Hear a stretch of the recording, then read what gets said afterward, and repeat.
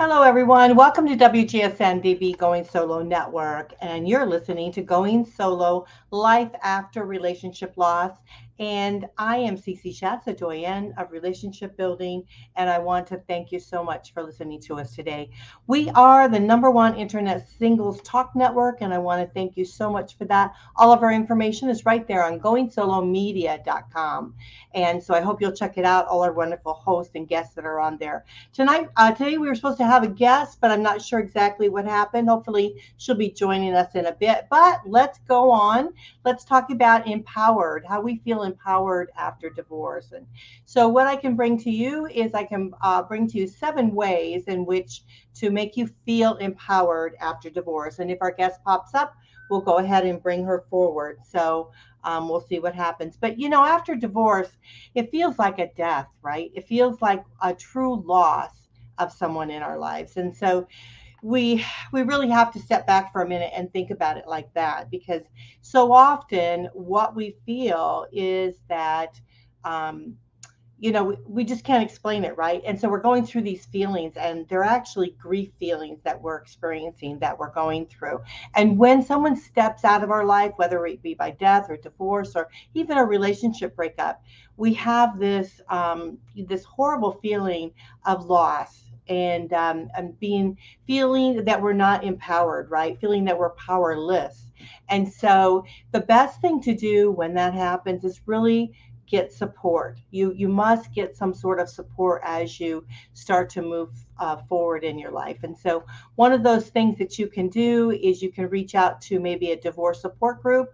I have one that we would love for you to join. We have it locally here in our Tampa Bay area, and we're looking to do some online things so we could actually bring you forward with that. But if not, look in your local area and see if there's something like that in your area that you could actually bring forward, and you could start going to. Because I tell you what, when you connect with other people that are going through what you're going through, it truly is, it is a blessing. And when you talk to your family and your friends, they don't always get it, and they can give you some bad advice, right? Because you never know what's going to happen, what tables are going to turn. And so what you want to do is really get with someone that can help you. You can go with a divorce coach, or someone that specializes in relationship loss, and talk to them with regards to the situation, what has happened, how you're feeling. Because the biggest thing is that you don't really want to put the blame on the other person, because we all participate in a relationship, right? So what you want to do is you really want to get to a place that you of understanding for yourself as to what could you have done better, maybe what you want to do better, maybe what you want further in your life. And so you can think about those kind of things, and as you move forward. But if you go with a coach, they're professionals, they know how to bring this out of you, because a lot of the times our answers are deep within ourselves, and we don't realize that, right? We think, well, it's always the other person, but deep down, it's the healing that we must make from within for us to be able to travel to the next journey. And so that's what's very important for us. And so then the next step would be, I just have to get my notes here, is personal development after a breakup. So you definitely want to have that. And as I said before, it's really understanding those things that we're going through. And so by getting a coach or getting someone like that, you're actually um, starting to go from within, right? You're starting to get that peacefulness from within, understanding of who you are, what you want, where you want to be in your life, and all of those kind of things. So it's very, very important to start that journey of personal development. Also, you want to be starting to spend some time with families and friends. You want to get out of the house. You do not want to isolate yourself. It's okay to take a little bit of time aside to be able to kind of home in and focus a little bit and kind of be with yourself. But you don't want to start isolating yourself, because what happens when you do that is a lot of times you start living in the negative, right? And you start living in a world that you can't step out of. And so it's best to start when you've actually done some personal development, you've maybe contacted a coach, you've joined a group that kind of help you move through, then you want to start beginning to get out and get out and step out and do some things. And the reason you want to do that is because you want to start understanding what makes you happy, right? Because a lot of times we lose ourselves within a relationship. So the best thing to do is step out, start doing some things that you might like to do. Maybe it's not time to date. I'm not saying for you to go out and start dating. What I'm saying is for you to go out and do things that you truly enjoy doing. So, like, let's say, for instance, guys, if you're listening, I hope that you are. You want to go out and maybe do some sports, do some things, hang out with the guys, do some things like that that you enjoy doing. It's always great to take up exercise, start working out. Ladies, that can work for you too, but start doing some of those things. Start, what I always say is, like, it's not just the physical aspect, right? We want to start looking better, doing better, feeling better, right? But it's also our minds, right? So we want to start doing some things that maybe can educate ourselves, maybe learning something that we had always wanted to learn, right? Doing something within the arts that maybe would expand your horizon with becoming joyful, right? And so a lot of times music, maybe learn an instrument, or go and take a class that you've always wanted to take that you haven't had time to do. Learn something totally new. You never know where that takes you in life.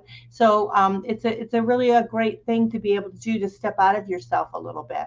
Then the next one would be, if I get off my notes here, you want to okay, this is what you don't want to do. You don't want to turn to your children, right? You do not want to turn to your children for advice or help or anything like that to get through it, even if your kids are older. And so it's better to go to either a professional, someone that knows, and I feel it's better to go to a professional, someone that knows what they're doing, or a support group that can that can connect with you on the same mind level. But you don't want to go to your children for a couple different things. One is they're also going through the loss. So if you have started, you know, within the divorce, right, and you're divorcing everything, they're trying to deal with all of that. If it's in a relationship, let's say you've been in a relationship and your kids have met the other party and they really thought you guys were doing really well, everything is going well, they're going to be saddened by the fact that here you are now, in another transitioning state. They are also transitioning. So you don't want to put that burden on them, right? The other thing is kids want to feel like you're strong, that you can handle things, that you can get through life experiences, because this is their example, right? And so what you don't want to do, and I know that we all do it, and I've mucked up here time and time again, but what we don't want to do is we don't want our kids to think that life is such a truly challenge, and that there's no getting forward, getting through it, right? Without turning to those that you love. And so we want them to turn to us. We don't necessarily want to turn to them. So it's best not to do that. That is one thing I will say to you. Do not do that. The next thing is, we talked about it, take care of yourself physically, focus on your health, really start doing some things that might make you live longer, right? That's always a good thing. Maybe focusing on trying to get more in shape, both mentally and physically. You want to do that. It's also a great stress tool. So I remember years ago, I used to run 3 miles a day. And when I would get upset or angry or whatever, when I had a really bad day, I ran faster than I ever did. And so that was always a really good stress release for me. So find something that you can do that will give you that stress release. If you can't do something physically, then try to do something maybe mentally that would do that. I know that my sister used to do those coloring books. She would concentrate and do those coloring books, and that relieved the stress for her. It was something that was mundane, something that didn't take a lot of concentration, but it was something that she was able to actually refocus on and be able to do that. Avoid negative coping. So of course we want to stay away from alcohol. We do, a lot of times doctors will give you drugs and things in order to help get you through. Please think twice before you do that. If you need it, you need it. But if you're drinking alcohol, it can become something else. And alcohol is very addictive. Drugs are very addictive. So you want to think twice about doing those kind of things, but it's better not to do that. And that's not going to take your problems away from you. It's only going to mask your problems and probably create a whole nother set of problems. So it's best not to do that. So I hope you'll do that. So engage in self-care. And what we mean by that, as we said, you want to start doing hobbies and activities, start to expand your growth, expand doing things that you haven't done.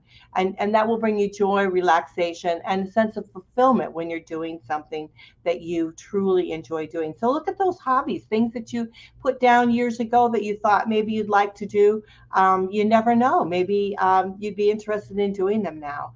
Also, your personal growth, self-discovery, we talked about that, really trying to home in mentally on what you want to do. And a lot of people take up meditation. I think that's really a great thing to do. You take up meditation, you start being peaceful within yourself, you kind of home in on your own ability to be able to move forward in your life. And so those are really great skills for you to do as you continue to do. The other thing is be realistic about your expectations. I think that is one of the things that we have the hardest thing with, right? Because as we're in this spot, we think to ourselves, this is not where we thought we would be. So therefore, our expectation of what our future is something not what we thought it was going to be, right? So we have to start homing in on those expectations. We have to start saying to ourselves, okay, we are here where we're at, right? We are where we're at. Where are we going to go? And so we have to start setting in new expectations for ourselves, setting in new boundaries, new movement of choice. I call it movement of choice as you want to move forward in your life. And so you want to be good to yourself. Sometimes we beat ourselves up and we say, oh, this all happened. But the reality is sometimes we have to sit back for a bit, take a breath, and kind of really analyze where we're at, and then start our path again as we want to start moving forward. There's no need to beat ourselves up thinking that we should be better at, ahead or whatever in life. I mean, life happens, crap happens. And so when that does, we can't control another party in a relationship if we have a breakup. If if it's a loss of death, of course we can't control that. And so we should allow ourselves the freedom to be able to release some of that, right? And so to refocus ourselves a little bit and let go of some of those expectations in life. We certainly want to do that.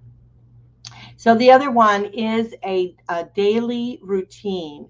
Let's switch it up a little bit. Let's do something different in our daily routine. Let's, so often we do the same things all the time. You get up, you have breakfast. Some people even eat the same thing all the time. They watch the same news program. They do, they go through all these mundane steps that they do in life, right? And then they wonder why they feel like, oh, I don't have a life. Nothing's happening for me. Well, you got to make it happen, right? You got to get out. You got to do something different. You have to step it up. So maybe go take a walk around the neighborhood, right? Go say hi to your neighbors as you're walking. Do something different. Shake it up. My girlfriend, Janet, used to say all the time, shake it up, step out of the box, do something different. And you'll be surprised at, number one, how good you feel about it, how you've learned something about yourself, and how you maybe even touched or learned from others. So, you want to do something a little bit different in your daily routine. The other thing is when you begin doing something different in your daily routine, what happens is you start like jump starting a new path for yourself, right? Because you're doing something different, you're exploring something different, you're shaking it up. So you want to jump start this path to be able to move forward in your life. So think about that. Think about what you do every day and try to do something different. The fifth one, I'm doing 7 steps. So the fifth one is focus on your future. Embrace the changes in your life rather than sit here and think, oh no, I don't think I want to go through this. life is, humdrum, it's miserable. I'm just going to put my head in the sand. I'm going to stay home. I'm going to watch Hallmark movies and I'm just never going to do anything and eat chocolate, right? No, you don't want to do that at all. What you want to do is you want to embrace the change. You want to say, okay, here's where I am, right? Now, what do I want in my life? What do I truly want in my life? Do I want a partner in my life? Do I want, a better job in my life? Do I want a better connection with others, right? And so what you want to do is then when you analyze what it is that you truly want, then you want to start putting the plan in place to be able to achieve that. So for instance, if you are divorced and you've taken some time to heal yourself, you've worked on yourself as you move forward, and you go ahead and you get that done, then you I'm sorry, my train of thought, but then you realize that you start putting a plan together for yourself as you want to move forward, right? So you start stepping out of the box, you start doing something different, you start analyzing where you'd like to be and what you would like to do as you move forward. And then you start putting a plan together for that. And so, for instance, I was just going to say is that I got off the train, my sidetracked here, but like for instance, if you've healed yourself, you're ready to move forward. So let's say you want to get out, right, and you want to do some things. There's, like you can go on meetup.com. Meetup.com is a wonderful place in your area. They have all kinds of different activities that you could do. You can join, you can step out of the box, you can do something different, and you can maybe do some hobbies that you might enjoy. You can join, ladies, you can join, if you just want to step out and start meeting people, do something different. You can join like a ladies group. You can, join like some activities that you maybe enjoy doing. You could start beginning doing that. Gentlemen, you can start doing, some activities that you might like. They have pickleball clubs. They have, a kayaking. They have all various different things. They also have, if you're ready to start mingling a little bit with the opposite sex, they also have activities there that you could do together. Not necessarily dating, but that you could actually, just start doing some things and mixing yourself within that environment again. And that might make you feel a little bit better. I know that unfortunately it doesn't look like our guest is going to make it today, so I'm going to try to go through these steps pretty quickly. And then the next thing is to think about your goals. We talked about that a little bit. Think about your goals in life, what you truly want, what you truly want to accomplish. And remember, your goals are just that. They are goals. They're going to shift and turn as you progress in your life. And so you might set a goal for yourself. And it's always great to set goals, right? I do that at the beginning of every year. I try to come back, analyze it every 3 months to see where I am. And then I realize, oh, things are going to have to shift. Things aren't quite making it. So don't beat yourself up about it, but set some personal goals for yourself. Say to yourself, you're going to get out of the house. You're going to do this. You're going to do that. You want to have some realistic goals, some steps for yourself as you move forward.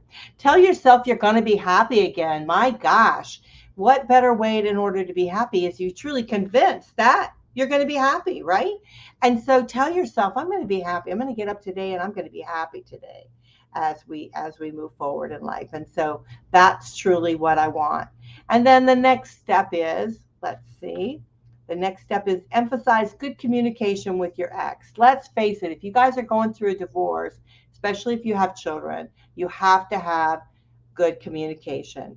And so you want to maintain an open and respectful conversation. You don't have to love the person, right? You don't have to say, listen, you're my best friend anymore. I'm upset. I'm mad at you, whatever. Just hold that back, right? Just maintain open and respectful, communication with your ex, and that will help you be able to move forward, not only in your life, but it'll help your kids to be able to come together. You truly are a family, and so that's what's so important, that you want to make sure that you definitely honor and respect that. And they're going to watch you. They're going to see how you behave. They're going to see that, oh, mom and dad are splitting up, but they're still respectful with each other. They're still, they're still my parents. They love me. They still treat us with a respectful environment. And so that's very, very important that you want to do that.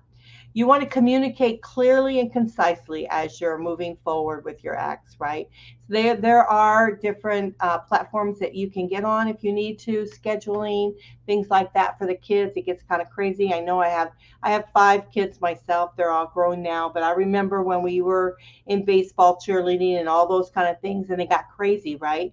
So there are apps, there are different things that you can get that will help you with that scheduling to keep track of everything. Share that with your ex. Share that with them, and be open about it, and allow them to participate in your children's life as equally as you would want to do. Think for yourself, what would it be like if your ex was an SOB, right, and didn't allow you to participate in your children's life? Think about that for a minute. You wouldn't want that, so don't do that to the other party, right? Allow them to be open and have conversations and be able to participate. If they choose not to participate, that's their choice, right? And you'll just have to pick up the slack, because your kids going to expect, they need that, right? And so sometimes if that happens, it happens. And so you just want to work together as much and well as you can. But if there's a problem, if there's a fiction, if whatever, step back. Always be the one that takes the high road, right? And then the higher road you can take, the better it will be, and the better for your children as you move forward. And things may, as time goes over, it may work itself out. It may end up working itself out if you don't escalate. A lot of times we get upset, we get angry, and our feelings are hurt. And so we allow our feelings to surface, and we show it in anger, right? We show it in a way that's probably not appropriate for anyone to see. But we do it. It's life. That's what happens. Try not to do that. Try not to let your emotions and what you feel inside come out of your mouth, and your behavior be negative, right? So you want your kids to look at you as being, the right person, always doing the right thing, and therefore they will always be that way too. A limit contact if necessary. Hey, you don't need to be your ex's best friend. You don't need to know what they're doing, when they're doing it, how they're doing it. All you need to know is what pertains to you directly and your children. Whatever they do outside that parameter, you don't care. You don't need to know, right? You don't need to go on Facebook. You don't need to stalk them. You don't need to see what they're doing. You don't need to be their friend on Facebook. You don't need anything like that. You need to have an open, clear, concise communication that you can discuss things that need to be discussed. Other than that, you don't need to have any part of their lives. Whatever happened to you, whatever the situation that you've chosen to separate, it was a choice, right? It was an absolute choice, whether it be yours or theirs. So therefore you are where you are, and now you have to move forward, right? So you do not need to belong into their lives, and they do not need to belong into yours. So the only thing that needs to be of concern with your ex is what is involved with the children. Other than that, they are a stranger. And that's how you look at it. And I remember um, one time I was talking to my ex about something or whatever, about my son and whatever, and then he said, well, I'm really glad that we can be friends. I said, whoa. I said, make no mistake, we are not friends. We are not friends. We are the parents of my son, and that's where we are, and that's all it will ever be from this day forward. You've chosen a life outside of me, and therefore you are not my friend. And that was a clear boundary for him to understand that, hey, you can't have your cake and eat it too, buddy. You can't have the privilege of my friendship, my laughter, my joy, my life. You can't have that anymore. What you can have is, you can have a great mom that will be there for my son, that all you have to do is pick up a phone and talk to me about our son. We'll be able to communicate clear and concise. You don't have to be rude. You don't have to be mean. All you have to do is be clear and concise as what you're going to be doing, and just move forward. If you need to, the last one is seek legal advice. If you need to, if you really truly have trouble, right, you need to seek legal advice. Now, my suggestion to you is before you go and get an attorney and all of this, if you're going through the divorce, whatever, you probably already got one. But you've got to separate the business aspect of the divorce to the emotional aspect of the divorce, right? And the more you can tap in on understanding the emotional part of the divorce, maybe get a coach, someone like that that helps you get through it. Maybe you could do mediation that would save you time and money throughout divorce, right? When you hire an attorney is adversarial, generally speaking, adversarial, and therefore fighting is going to be involved. There's going to be, I want this, I want that kind of thing. But when you do mediation, you're actually coming together as a family, and you're dividing assets and expenses. So you want to look at it like that. You want to have somebody that helps you in your corner understand. The biggest thing I think as we go through divorce, we don't understand, right? We don't understand what's happening to us, and the attorneys don't have time to always explain that to us. So a coach will take the time to explain each and every step that you have to go through. Why is it important, right? Like your financial affidavit is one of the most valuable pieces of information that you'll have to fill out. And if you don't know how to fill it out, or if you feel uneasy about filling it out, there are coaches out there that can help you do that. They can sit down with you, go over them, and explain why this is important, what documentation you need to have, that kind of stuff. So seek advice. Seek advice to as what you need, right? And seek professional advice. You don't necessarily need to go to war, right? If you're going to be going down the road of divorce, you're going down that road one way or the other. And you don't need to go kicking and screaming and spending a whole lot of money, right? So the best thing to do is get a professional that can explain to you the process. You can understand it. You can get your head around it mentally as what you're going through in a business sense, right? Put your business cap on. Help your family to save money as you go through this process. And then if you need help on the emotional side of it, rather than lash out to the other party, get the emotional help you need. If you have insurance, check it out. There might be able to go to a therapist or something like that to be able to get help. You can go to a support group, or again, coaches. There are a zillion million coaches out there that can help you in a variety of different aspects. Connect with one of them and be able to help. And if you go to a coach, let's say you go to a coach and you don't connect, then get another coach. Move on and get another coach. If you feel it's too expensive, you can't afford it, find another one. There are many coaches out there that can help you. But when you find the one you really truly connect with, stick with it, because they can help you not only through the divorce, a lot of times they can even help you after the divorce and help you move forward in your life. So that's very, very important to do. Let's see if there's anything else. You want to stay out of court, right? Because court, believe it or not, court is not your friend. When you go to court, all they are is, they look at you as a number, right? You're a number, you're a process. It's, if you can stay out of it, both financially and emotionally, it's a better thing to do if you can do that. So stop for a minute, right?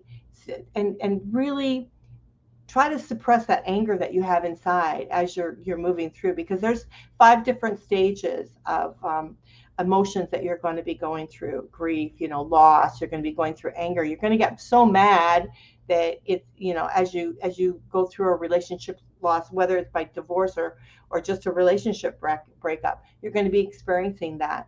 So you want to go through those 5 steps. Look them up, and we've got shows on them too. But you'll go through each one of those steps, and but none of those steps says go to court, right, and lose all your money. That's not on there. It's not on the list. There's, there's also, this is probably the last thing I'm going to say too, but as you're going through divorce, you have to also understand the personality of your ex, right? And if you're going through if you have a very difficult ex, you need to find a coach that knows how to deal with that difficult ex. This is a whole different animal, and you need to understand that, because if you don't, that process is going to drag you through the ringer, both emotionally and financially. And so no attorney is going to be able to help you with that. So you want to go and find a coach that can help you deal with not only the economics of that, but also deal with the being able to go through and understand that emotionally what you're going through, right? So if you are dealing with, and I'm not saying, an ex that you get mad or whatever, but if you know that this person is, we know the kind, right? Without being unkind. If you know you're going through that, you need to get somebody that's going to help you through that. You need to get a therapist. You need maybe to have a coach. There's different processes that you can go through. And you want to be able to build your team to help you get through this situation, right? Because when you're looking at this, right, when you're looking at the ways to cope through separation and divorce, you're looking at it from your perspective, not from the other person's perspective. So you want to get what you need in your life, right? That's going to help bring you to another plateau, that will fill your well with good positive information, and will feel that you're supportive throughout the entire process. And so I know we were going to have Beverly Price on. I guess we'll reschedule a show with her. She talks about empowered divorce. You definitely want to check her out. She's a wonderful individual and with great deal of knowledge to be able to move through. But you do want to feel empowered, not only as you're going through divorce, but you want to feel empowered as you step forward into your new life.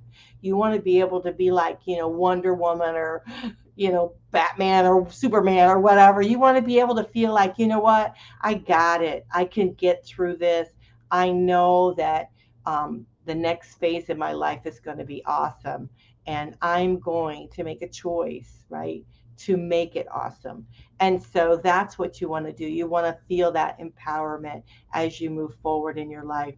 So just know that wherever you're at now is not where you're going to be, nor where you're going to be tomorrow. So keep that in mind. So I hope you guys enjoyed the show. I do apologize for our guest not being able to with us today. I think she misunderstood. I think she thought it was a recording versus a live process. So I do apologize for that, but we will have her back on. She's with the Empowered Divorce.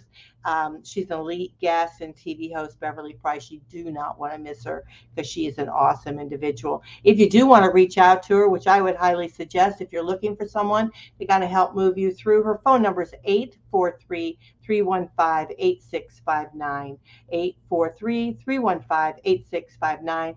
You can go to her at email her Beverly at herempowereddivorce.com, or check out her website, herempowereddivorce.com. We got a lot of stuff going on, so I'm sure the confusion is there. We're building up for in October, which is the domestic abuse month, and so we're building up for that. You're going to see a lot of shows geared towards that. So if you've ever experienced that in your life, there's certainly shows that you want to watch.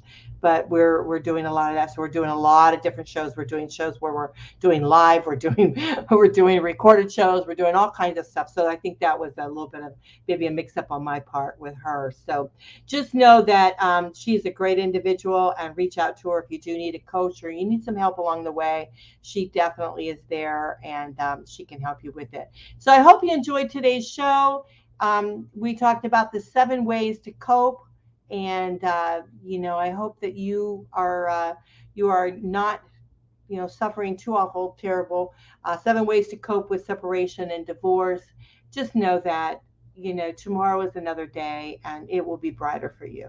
So I hope you guys like this. This is CC Schatz. I am CC Schatz. I'm the doyenne of relationship building. You're listening to WGSN-DB Going Solo Network. And this show is called Going Solo Life After Relationship Loss. I hope you enjoyed it. I'll talk to you later. Bye for now. Oh, if you want to contact me, I almost forgot to put my stuff up. Just go to goingsolonetwork@gmail.com. And again, all of our information, goingsolomedia.com. I'm on all the social platforms, so you can reach out to me anytime, and I'm happy to hear from you. So again, my email, goingsolonetwork@gmail.com. Love you guys, and thank you so much for listening. Bye for now.